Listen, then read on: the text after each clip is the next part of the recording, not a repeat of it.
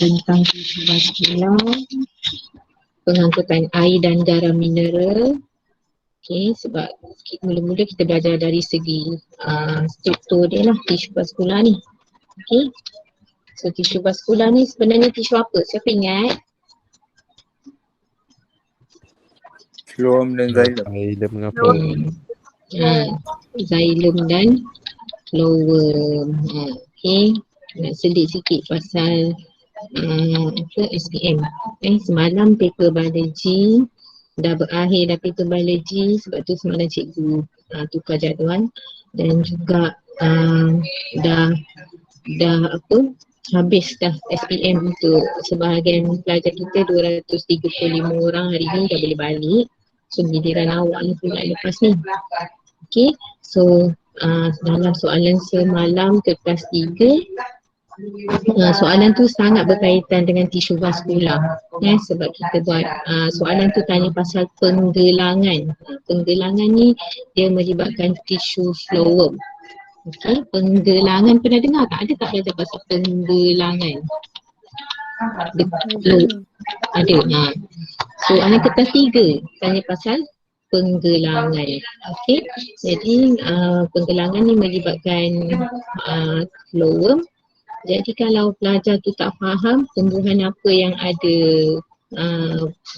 tisu phloem dengan xylem ni kan, dia akan bagi tumbuhan yang contohnya hydrilla. Okey, hydrilla ni tumbuhan yang hidup dalam air kan. Jadi dia punya contoh dia tu tak sesuai lah untuk kita buat penggelangan. Okey, so ini dah keluar dah untuk this year. Next year tak tahu dah bukan next year, giliran awak lah hujung tahun ni. Okey, so yang pertama sekali tisu vaskular, keperluan pengangkutan dalam tumbuhan. Okey, kita manusia ada pengangkutan tak? Ada. Okay. So manusia punya sistem pengangkutan melibatkan salur darah, sel darah merah kan. Jadi tumbuhan kalau tumbuhan pula dia ada sistem pengangkutan dia yang fungsi macam tu juga. Tapi kalau manusia ni kita ada pengangkutan melibatkan oksigen juga. Tapi kalau tumbuhan ni dia tak ada angkut oksigen. Okay, dia lebih kepada mengangkut nutrien dan air. Okay, so sel-sel dalam tumbuhan ni memerlukan air dan nutrien, namun disebabkan saiz tumbuhan yang besar dan tinggi, pokok tu besar dan pokok tu tinggi, dia punya proses penyerapan bahan keperluan tersebut tidak memadai kerana jumlah luas permukaan yang tidak cukup besar. Okey, maksudnya dia serap air ni daripada tanah, air dan nutrien daripada tanah. So dia punya pokok tu, saiz pokok tu besar. Okey, jadi penyerapan bahan keperluan tu daripada akar dia tu mesti ada satu kena ada bantuan, kena ada sistem yang membantu dia. Okey, air dan ion mineral. Air dan ion. Yo, kenapa? Sorry ganggu cikgu. Modul bab 4 cikgu tak bagi lagi kan? Ya ke? Cikgu belum bagi. Oh, ya ke? Alamak, macam mana ni?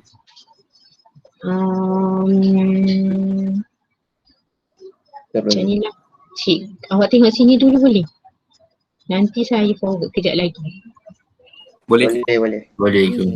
So kita belajar dulu. Alamak. So korang ingat kita nak bincang bab 3 lagi lah tak. Ni kita terbincang bab 4. Tapi kejap lagi cikgu forward atau nak forward sekarang? Nak forward sekarang, siapa yang boleh tengok? Ikut lah. Macam mana? Cik baik awak bagi tahu. Inilah syoknya mengajar.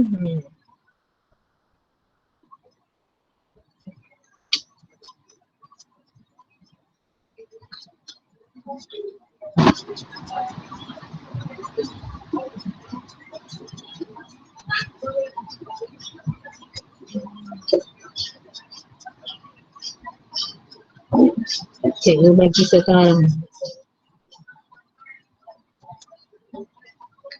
Okay.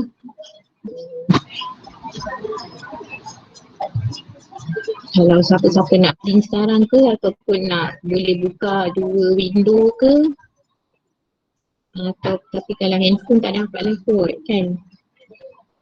Okay. So awak apa ni dulu, tengok kat sini dulu, nanti cikgu ambil gambar dia punya ni, dia punya jawapan untuk tolong awak.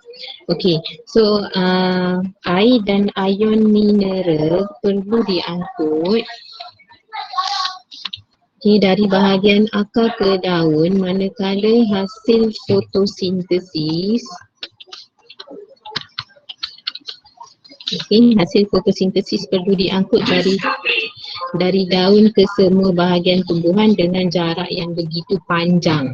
Maksudnya kalau awak siram air dekat pokok kan, siram petang-petang tu, tak siram air tu siram, bukan perlu siram kat daun, dia kena siram dekat tanah dia. Okay, so tanah ni dekat bahagian tanah lah air diserap masuk ke dalam sistem ke dalam akar pokok tu. Lepas tu dia perlu air tu perlu lalu sepanjang-panjang batang pokok tu. Kalau pokok tu besar, maksudnya jauh lah perjalanan air tu. Okay. So perlu diangkut dari bahagian akar ke daun. Manakala hasil fotosintesis pula, dia punya arah pergerakan dia berbeza dari daun ke semua bahagian tumbuhan dengan jarak yang begitu panjang. Okay, oleh itu tumbuhan memerlukan tisu vaskular. Kalau manusia pun kita kena ingat, kita punya salur darah pun kita panggil vaskular juga. Kita ada sistem vaskular, ada perkataan kardiovaskular kan. Vaskular tu menunjukkan saluran tu. Okay, salur darah ataupun bagi tumbuhan xilem dan floem. Okay, untuk mengangkut bahan-bahan tersebut, jadi tumbuhan kena ada tisu vaskular. Dua jenis tisu vaskular iaitu tisu xilem mengangkut air dan garam mineral dari akar ke bahagian atas tumbuhan. Okay, misalnya daun dan pucuk. Ini untuk fungsi xilem ni dah banyak kali sebut dah kan. Okay. Dan selain daripada tu, xilem ni bila dia penuh dengan air, macam straw kita tu, kalau air tu penuh dalam tu, dia akan memberi sokongan. Xilem ni struktur dia macam straw. Okay. Sokongan mekanikal kepada tumbuhan tu. Dia support pokok tu. Terutamanya pokok yang dia tidak berkayu. Xilem tu lah yang akan sebenarnya memberikan menyebabkan pokok tu boleh tegak. Okay. Cuba tak siram banyak hari. Tak siram sehari dua tu, awak akan tengok pokok tu dah layu. Tu maksudnya xilem dia kempis. Pokok tu tak ada air. Okay. Jadi dia tak mati lagi. Pokok ni dia tak mati lagi. Awak siram je air. Nanti dia tegaklah balik. Tapi kena tengok keadaan pokok tu yang macam mana lah. Kalau dah kering warna coklat tu memang tak mahu dah kan. Tapi kalau kering tapi masih warna hijau tu kita tengok ni masih boleh hidup lagi. Okay. Next ialah tissue phloem. Iaitu fungsi dia mengangkut sebahagian organik hasil fotosintesis dari daun ke seluruh bahagian lain tumbuhan. Okay, tak boleh nak label lah, tak boleh nak suruh label lah ni. Okay, so kita punya struktur keratan rentas ataupun keratan batang pokok. Keratan rentas yang ini kita panggil keratan rentas. Keratan memanjang yang bahagian bawah ni. So bila kita potong batang pokok tu, sebenarnya awak akan nampak tisu xilem dengan phloem ni dia duduk dalam sekumpulan. Okey, sekumpulan tisu. Jadi kalau xilem biasanya duduk sebelah dalam ni xilem. Jadi dia ada saluran yang memanjang ke bawah dengan bilangan yang banyak macam ni. Dia ada banyak saluran macam ni. Okey, tapi bila kita potong atas tu kita akan nampak dia punya permukaan atas dia tu rupa dia macam ni lah. Ni maksudnya ni semua adalah saluran yang berbeza. Dan dinding salur-xylem dia lebih tebal, nampak ni? Ni dinding salur-xylem lebih tebal. Kalau dalam soalan pun akan awak kena alert dengan perbezaan xylem dengan flowworm ni. Ini flowworm. Okay, flowworm. Yang xylem ni dia punya dinding dia kena lukis 2 lapis macam ni. Menunjukkan ni ialah xylem. Kalau flowworm kita kena lukis macam ni, iaitu lukis bulat, lepas tu ada bulat-bulat kecil kat dalam dia. Ada sebab kita lukis macam tu. Okay, so P ni sebenarnya ialah flowworm. Q ni apa? Apa dia Q? Cambium vascular. Betul. Sama je kan dengan yang kita dah belajar. Okay, R ni ialah xylem. Okay. Kemudian yang seterusnya, penyesuaian struktur xylem dan trachea dengan pengangkutan air dan garam mineral. Okay, nampak tak kat sebelah ni? Ni. Inilah dia rupa xylem. Okay. Yang ini sebenarnya sel dia. Okay. Nampak tak ni ada sel-sel. Okay. So tumbuhan pun kita dah belajar dia ada level tisu. Kan? Dia ada level sel. So tisunya ialah xylem. Okay, tisu xylem terdiri daripada banyak sel-sel xylem. So sel-sel xylem yang pertama kita sebut sebagai salur-xylem. 2 jenis. Ni sel xylem ni ada 2 jenis. Satu yang namanya salur-xylem, satu lagi ialah trachea. 2 jenis sel ni membentuk tisu xylem. So salur-xylem ni terdiri daripada sel-sel mati. Apa maksud sel mati? Sel mati ni maksudnya sel yang tak hidup lah. Dia tak, kalau tak hidup tu maksudnya dia tak jalankan respirasi pun. Sebab apa dia tak jalankan respirasi? Okay, dalam sel xylem ni sebenarnya dia dah banyak hilangkan dia punya organel-organel dia. Okay, organel-organel macam mitokondria apa semua tu tak berfungsi kepada xylem ni. Sebab salur-xylem ni memang diciptakan untuk mengangkut air sahaja. So dia lebih bersifat macam straw tu je. Okay, dia macam straw je. Tak payah nak ada tenaga. Sebab apa tak payah ada nak tenaga? Kenapa? Kenapa xylem tak payah mitokondria, tak payah tenaga? Nak mudahkan air lalu. Sebab salur-xylem ni dia apa, angkut air, dia tarik yang tu je. Secara tindakan osmosis.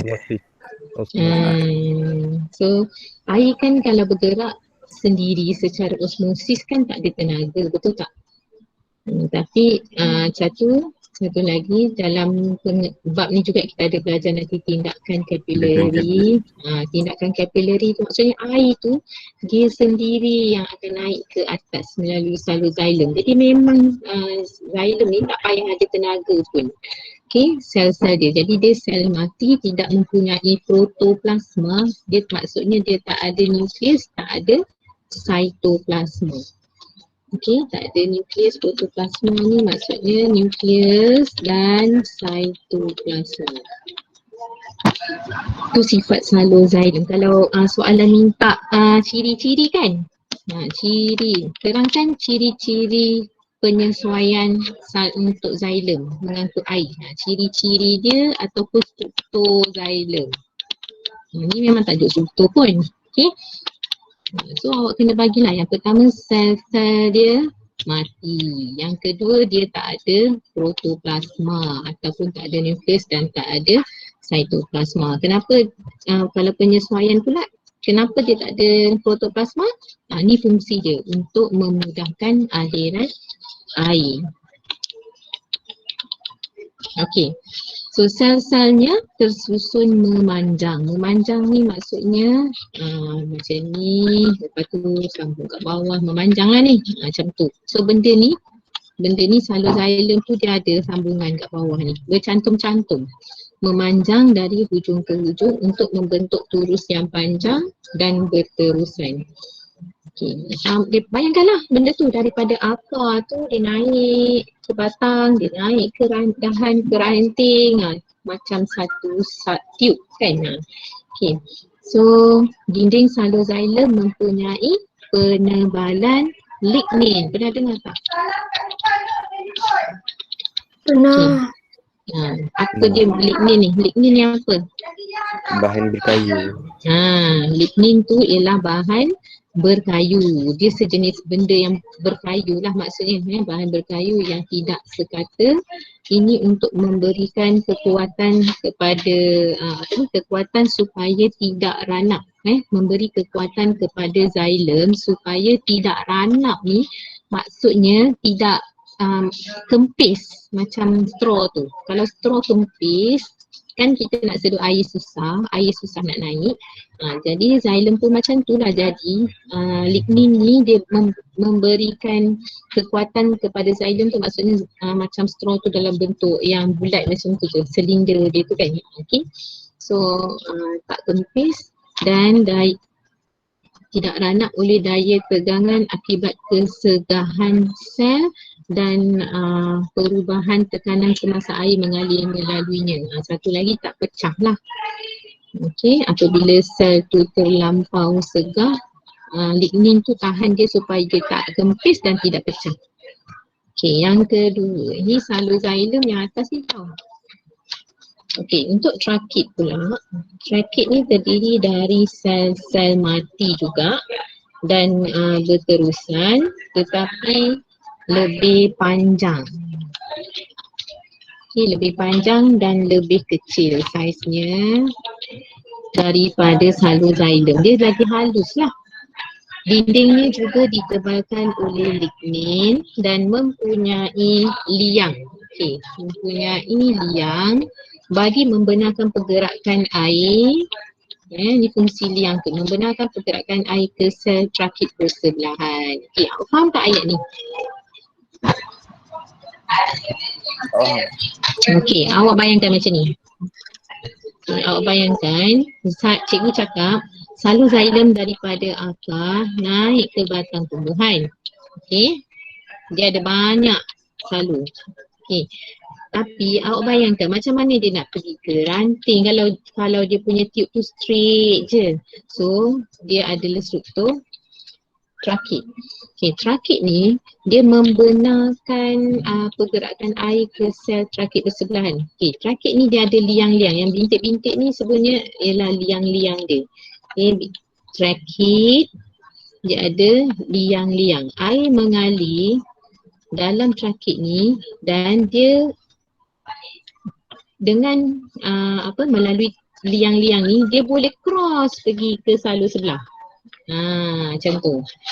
Okay, so yang ada liang juga maksudnya liang-liang tu fungsi dia untuk air tu boleh pergi ke salur yang lain, salur bersebelahan. Okay, nampak ke tak nampak? Nampak. Okay, sekali lagi. Okay, untuk trakit dia specialnya dekat dia punya permukaan dia tu ada liang. So kalau air naik daripada sini, okay, dia akan keluar melalui liang tu masuk ke salur sebelah ni pula. So adalah pergerakan dia macam tu lah, pergerakan dia kiri kanan. Kalau dalam bentuk salur xylem ni, air tu naik straight je ke atas. Okay, itu ialah fungsi trakit punya liang. Okay, penyesuaian struktur tu. Yep. Kenapa trakit ni kan ada liang? Dia nak bagi air tu boleh bergerak merentasi salur xylem. Kan? Maksud saya kenapa air tu kena bergerak merintasi? Kenapa tak boleh naik struktur xylem je? Sebab awak kena faham macam ni. Okay, ni gambar ni. Okay, gambar ni. Okay, kita kena tahu dalam batang tumbuhan tu dia bukannya ada sel-sel xylem dan phloem saja. Kita ada belajar sel parenchyma, sclerenchyma, betul tak? Okay, sel-sel yang lain tu dia tak ada salur, jadi tapi dia still memerlukan air sebab banyak lagi sel-sel tumbuhan yang lain tu adalah sel hidup. Dia perlukan air. Kan, sel-sel yang nak jalankan fotosintesis perlukan air. Jadi awak bayangkan kalau air tu dikekal duduk dalam salur xylem sahaja, tak boleh keluar dari xylem, maksudnya dia akan masuk ke akar, dia keluar betul-betul dekat daun melalui liang stoma, itu pun melalui salur xylem lah. Maksudnya dia kekal dalam salur xylem je. Jadi macam mana air daripada sel-sel lain? Macam mana sel-sel lain nak dapatkan air pula? Macam tu. Boleh faham? Okay, faham. So maksudnya untuk membenarkan air tu berpindah kepada sel-sel yang lain. Okey. Kemudian yang seterusnya, penyesuaian struktur tiub tapis. Yang ini dah benda lain dah ni. Tiub tapis dan sel rakan dengan pengangkutan bahan organik. Okey, maksudnya yang kita nak belajar yang baru ni ialah flowworm. Okey, flowworm dia ada dua. Flowworm ni pun sama juga. Flowworm ni dia kalau kita sebut dia sebagai tisu sebenarnya. Flowworm adalah level tisu. Tisu dan sel flowworm terdiri daripada tiub tapis dan sel rakan. Okay. So tisu flowworm terdiri daripada dua jenis ni.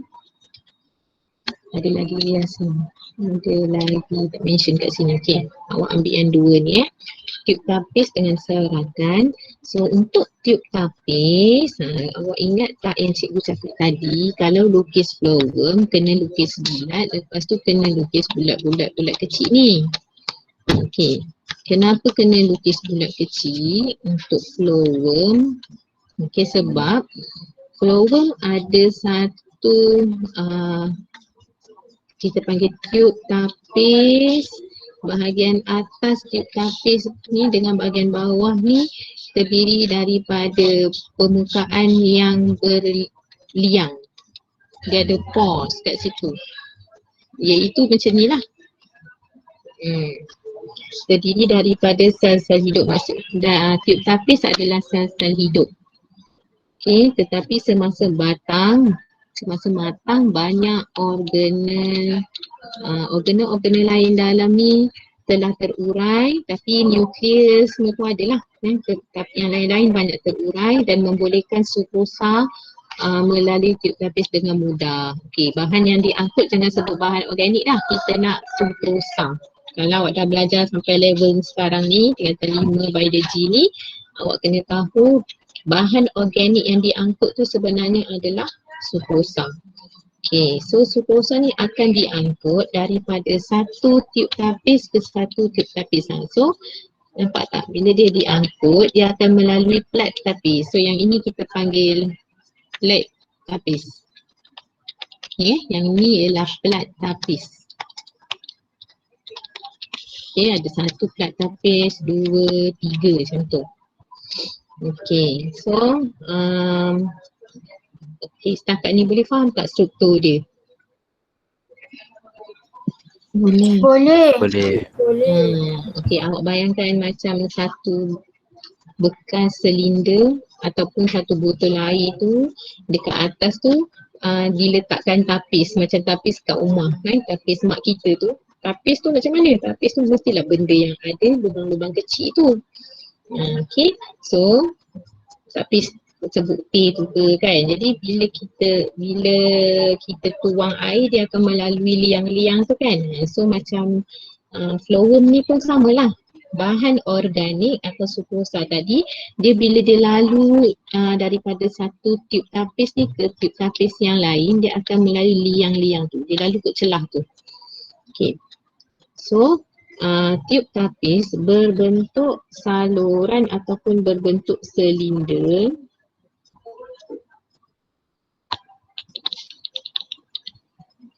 Dan kedua-dua hujungnya mempunyai plat tapis yang berliang, membolehkan sebatan organik seperti sukrosa, sukrosa, asid amino dan hormon. Apa yang diangkut? Sekarang ni awak dah tahu dah. Sukrosa, asid amino, hormon mengalir dari satu tiub tapis ke tiub tapis berikutnya. Okey. Kemudian, untuk bahan ni diangkut, bahan ni diangkut, tiub tapis ni ada lagi satu phloem ni ada lagi satu jenis sel yang membantu tiub tapis ni, masih consider sebagai phloem. So sel tu ialah yang ini, ni nampak tak?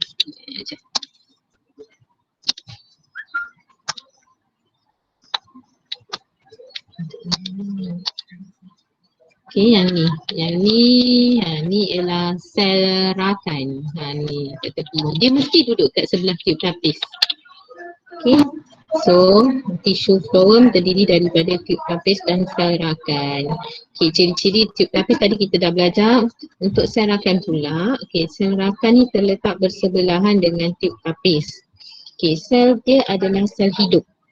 Sel rakan ni hidup, dia ada nukleus, dia ada cytoplasma, tapi organel yang paling penting untuk sel rakan ni ialah mitokondria. Mitokondria ni sebab apa? Dalam sel rakan ni ada banyak mitokondria. Ada banyak mitokondria. Macam tu. Okay. So, kita tahu mitokondria ni fungsi dia untuk menjana tenaga ATP. Samalah kat sini pun dia jana tenaga ATP. Tenaga tu dia gunakan untuk tiub tapis. Dia bagi dekat kawan dia tenaga ATP tu daripada sel rakan ni, best friend lah. Okay, dia akan bagi kepada tiub tapis untuk angkut hasil fotosintesis dari daun ke dari daun ke bahagian lain secara pengangkutan aktif. Macam tu. Okay. Boleh setakat ni ada soalan? Cikgu. So kiranya sel rakan tu tugas dia untuk bagi tenaga je lah dekat tiub tapis tu. Ya, betul. Tepat sekali. Itu fungsi sel rakan, menyumbangkan tenaga ATP-nya. Jadi dia kena ada banyak mitokondria. Dua-dua ni adalah sel yang hidup. Okay, kemudian tiub tapis ni tiub tapis ni dia lah yang makanan tu, bahan organik tu diangkut dalam tiub tapis, bukan dalam sel rakan, dalam tiub tapis. Alright. Cikgu. Ya. Tiub tapis tu dia nak filter apa cikgu? Okey, dia bukan nak filter. Nanti kita tengok macam mana bahan organik tu diangkut. Dia tak ada filter.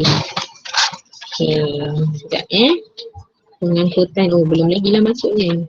Dia bukan filter, tapi dalam tiub tapis ni, cikgu jawab siap-siap lah kan. Okay, dalam tiub tapis ni, kat sini pun ada dia punya liang-liang tu. Okay, so nanti awak akan belajar macam mana bahan organik tu diangkut. Dia diangkut melalui aliran cytoplasma. Okay, aliran cytoplasma melalui liang-liang tu. Cytoplasma tu mengalir melalui liang-liang tu. Macam tu. Boleh? Boleh cikgu. Macam.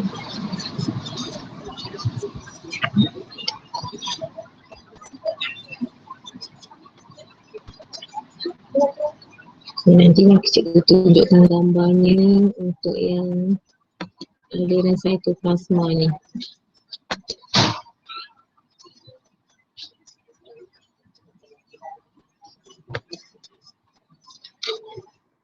Okey, untuk uji minda 2, dalam satu eksperimen untuk mengkaji sistem vaskular, akar pokok keembung direndam dalam larutan iosin. Okey, so kita rendam pokok keembung ni bahagian akar dia rendam dalam larutan iosin. Apa dia larutan iosin? Larutan iosin ni sebenarnya ialah sejenis pewarna sahaja. Tak ada apa pun. Dia adalah pewarna. Warna dia ialah merah. Okey, sejenis pewarna merah. So macam sirap tu kan. Tapi sirap tu bila kita minum adalah rasa dia. Tapi iosin ni tak pernah orang minum lagi lah. Jadi tak tahu apa rasanya. Okey, so apa yang berlaku kepada ni?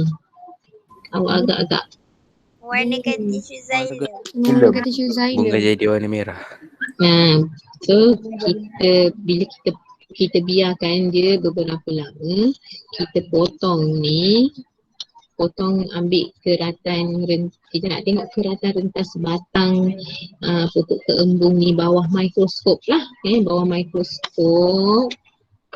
Jadi kita akan nampak bahagian xylem. Xylem selalu duduk dekat dalam ni. Ni jenis pokok yang pokok dicotyledon kan. Jadi dia punya xylem dia kat sini akan berwarna merah.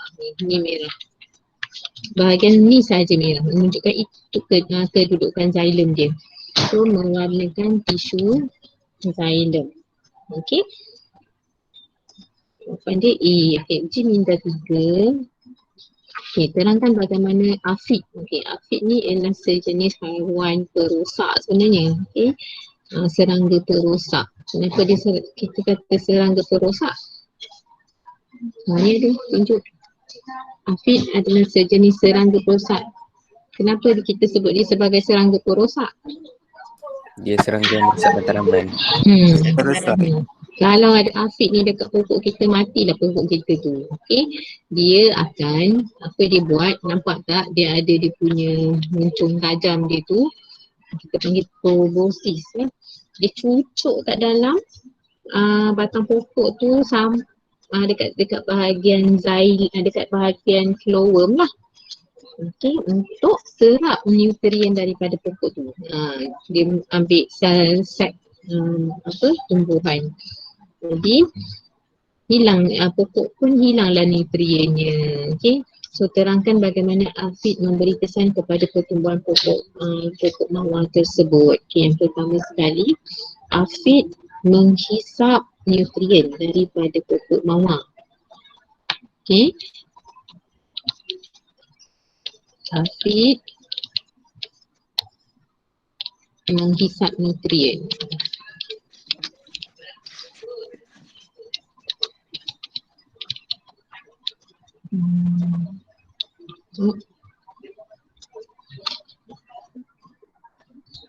Dari pokok mawar. Menggunakan struktur penghisap khusus.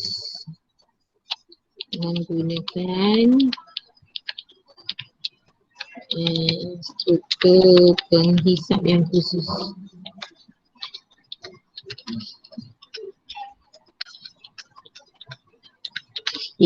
P2, pokok mawar kehilangan nutrien. Pokok mawar kehilangan nutrien. P3, pertumbuhan pokok ni akan terbantut lah. Pertumbuhan pokok akan terbantut. Dan lalu mati. P4, pokok ni akan mati akibat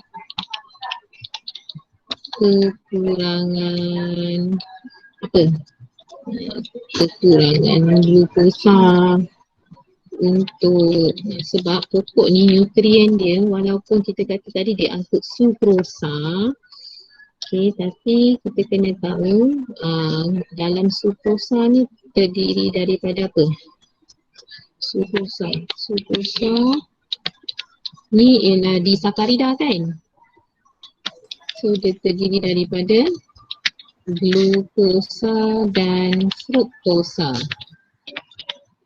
So glukosa ni digunakan untuk respirasi. Jadi kalau pokok tu tak ada nutrien tu, dia akan mati kerana respirasi. Tak boleh berlaku. Okey, boleh? Boleh. Okey, yang seterusnya bioinfo sahaja. Tumbuhan yang mempunyai sistem pengangkutan dikenali sebagai tumbuhan vaskular. Contohnya tumbuhan berbunga, konifer dan paku pakis. Manakala yang tidak mempunyai sistem pengangkutan pula adalah tumbuhan bukan vaskular, contohnya lumut dan alga. Okey, konifer dan paku pakis hanya mempunyai trakit dan tidak mempunyai xylem. Okey, dia tak ada xylem yang berbentuk salu tu, maka ianya kurang cekap dalam pengangkutan air. Alright, okey, itu untuk 4.1 pengangkutan tisu vaskular, bukan pengangkutan lagi, tisu vaskular. Okey, yang seterusnya kita nak tengok 4.2 pengangkutan air dan garam mineral. Iaitu yang pertama menghuraikan faktor yang terlibat dalam laluan air dan garam mineral dari tanah, daripada tanah kepada daun. Okey, gambar ni untuk faktor yang membantu,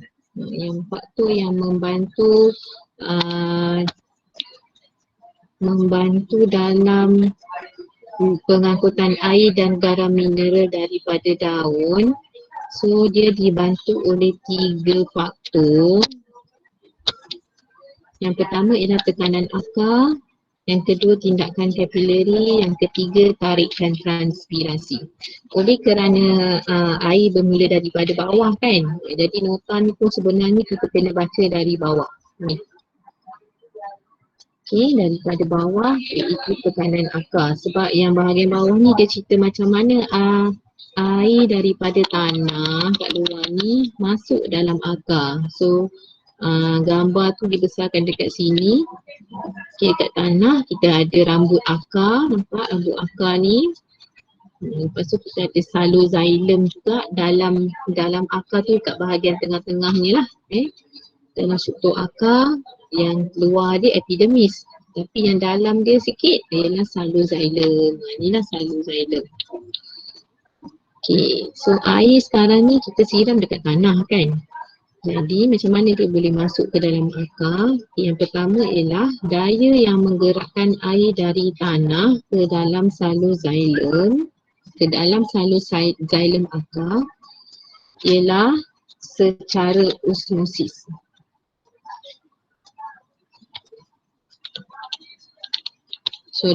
Dia punya ayat dia ataupun dia punya ni macam ni. Tekanan akar ialah daya. Ni, tekanan akar ialah daya. Apa dia tekanan akar? Sebenarnya ialah daya yang menggerakkan air dari tanah ke dalam xylem akar secara osmosis. Ada satu daya yang menggerakkan air tu, yang membolehkan air tu meresap daripada satu sel ke satu sel secara osmosis. Okey, daripada satu sel tu maksudnya daripada daripada luar, dia bila kita siram air ni dekat tanah, kawasan luar ni dia akan jadi banyak air, so kepekatan dia lebih rendah, maka air tanah adalah hipotonik kepada sel rambut akar contohnya. Okay, air tanah dia akan jadi hipotonik berbanding sel rambut akar yang pertama ni. So secara tak langsung bila kita belajar osmosis, kita tahu air akan meresap daripada tanah ke dalam sel rambut akar atau sel yang pertama yang dekat dengan tanah tu. Tak kisahlah, sel ni pun boleh juga. Okey. Dan bila dia masuk dalam sel rambut akar ni, dia bila air meresap dalam sel rambut akar pula jadi hypotonik, faham tak? Dia jadi cair kan berbanding sel yang kat tengah sikit, sel yang kedua. So kita boleh sebut pula sel rambut akar ni dia menjadi lebih hypotonik berbanding sel yang kedua. Jadi air daripada sel rambut akar pula meresap ke sel yang kedua. Okay, kemudian secara tak langsung sel dua pula sel yang kedua menjadi hypotonik pula kepada sel yang ketiga, macam tu. Okay, sel nombor satu hypotonik, dia air meresap kepada sel yang kedua. Hypotonik ni ialah hypotonik berbanding sel yang kedua lah. So air meresap dalam ni dia jadi cair nombor dua ni, banyak air. So bila banyak air dia jadi hypotonik pula berbanding sel yang ketiga. So air tu secara tak langsung boleh meresap kepada sel yang ketiga. Okay, so pergerakan air ni dia menghasilkan satu daya yang kita sebut sebagai tekanan akar. Okay, boleh faham tak? Boleh. Okay, bagus. Anak-anak cikgu bagus. Okay, next ialah pergerakan air yang berterusan menghasilkan satu daya yang menolak air naik ke atas tumbuhan. Okay, awak kena faham macam ni. Kita bila air tu bertolak masuk dekat dalam daripada satu sel ke satu sel tu, last dia boleh menolak air yang paling dekat dengan xylem tu naik ke atas tumbuhan. Okay. Secara tak langsungnya air daripada luar bila dia menolak tekanan, menghasilkan satu tekanan sampai dekat yang akar, sampai yang dekat xylem tadi, yang xylem tu dibantulah untuk naik ke atas. Okey, kemudian dia sampai dekat bahagian batang ni, tak sampai atas lagi sebenarnya, baru sampai dekat xylem. Okey, bila sampai dekat dalam xylem, okey, berlaku pula tindakan kapilari lah. Tindakan kapilari ialah tindakan kapilari terhasil oleh daya lekitan dan daya lekatan yang membolehkan air bergerak sepanjang salur xylem. So daya lekitan ialah tarikan antara molekul air dengan molekul air. Kalau molekul tu sama kita kata dia melekit, macam tu. Okay, molekul air dengan molekul air kita sebut dia daya lekitan. Okay, daya lekatan ialah tarikan antara molekul air dengan dinding salur xylem. Okay, so antara molekul air dengan molekul air ni dia ada daya yang mengikat dia orang. Kita panggil daya lekitan. Dan ni dinding xylem. Ini dah xylem. Antara molekul air ni dengan xylem pula dia ada daya lekatan. Sebab itu kalau kita tengok wujudnya aras meniskus. Okay, kenapa air kat tepi ni naik? Macam tu. Sebab antara bila dia duduk dekat dengan dinding dinding dia tu, air tu akan melekat dekat bahagian tepi. Ada daya lekatan antara molekul air dengan struktur dinding tu. Tu kita panggil aras meniskus. Okay, boleh? Boleh. Okay, dan air tu akan dengan cara macam tu lah air tu bergerak. Bukan cara osmosis tau dekat dalam tindakan kapilari ni. Dia pakai daya lekitan dan daya lekatan, bukan osmosis. Osmosis dekat bahagian akar tadi sahaja. Okay, kat sini daya lekitan dan daya lekatan. Okay, satu lagi, pergerakan air juga dibantu oleh tarikan transpirasi. Okay, tarikan transpirasi ni awak kena faham dah. Transpirasi ialah proses kehilangan air daripada liang stoma ke persekitaran. Itu ialah transpirasi. Okay, so untuk transpirasi pula, tarikan transpirasi, okay, dekat liang stoma ni ada molekul air yang sedang tunggu nak keluar. Okay, jadi katakanlah kalau dia disejat keluar ke atau molekul air ni tersejat keluar ataupun ada udara yang bergerak dan bawa sekali molekul air tu keluar. So tempat ni kosong. bila tempat molekul air dekat stoma ni kosong, air dekat dalam ruang antara sel tu akan replace dia. Okey, bila air dekat dalam ruang antara sel ni kosong pula, air daripada salur xilem pula akan keluar replace dia. So macam berlaku satu proses tarikan. So pada waktu siang, uap air tersejat ke persekitaran luar melalui stoma. Okay, uap air tersejat keluar melalui stoma yang terbuka dan akan menarik molekul air dari dalam salur xilem. Secara tak langsung dia menarik molekul air dari dalam salur xilem. Tambah-tambah kalau air tu dia punya sambungan dia berterusan. Macam tu. Okay, air dia tak putus kan, dalam salur tu airnya tak ada yang putus-putus macam kalau kita isi air dalam tube kapilari kita nampak ada ruang-ruang udara ke, itu jadi susah lah air nak bergerak. Tapi kalau air tu bersambungan secara berterusan, memang dia akan mudah untuk ditarik dalam tarikan transpirasi ni. Okay, boleh faham tak? Boleh. Okay, so kalau awak nak cerita pun dalam katalah keluar soalan esei, nak keluar nak jawab tentang soalan ni, jangan cerita daripada daun lah, kena cerita daripada akar. Okay, nombor 1 kat sini. Ni nombor 2. Okay, yang ini nombor 3. Okay, uji minda 4. Apakah daya yang tepat bagi P dan Q? Okay, so P tu ialah P daya lekatan. P ialah daya Lekatan. Q ialah Lekitan. lekitan. Okey. Cikgu kan nota ni pun baru juga dengan cikgu, jadi baru perasan dekat belakang ni yang detailnya. Yang tadi tu belum detail lagi. Okey, so nanti kita isi yang ni pula, boleh? Boleh. Okey. So kita stop kat sini dulu. Ada lagi 5 minit untuk awak transfer masuk pula ke kelas lain untuk awak rehat kan. Okey. So jangan lupa isi kehadiran. Cikgu dah forward dah yang apa ni tadi?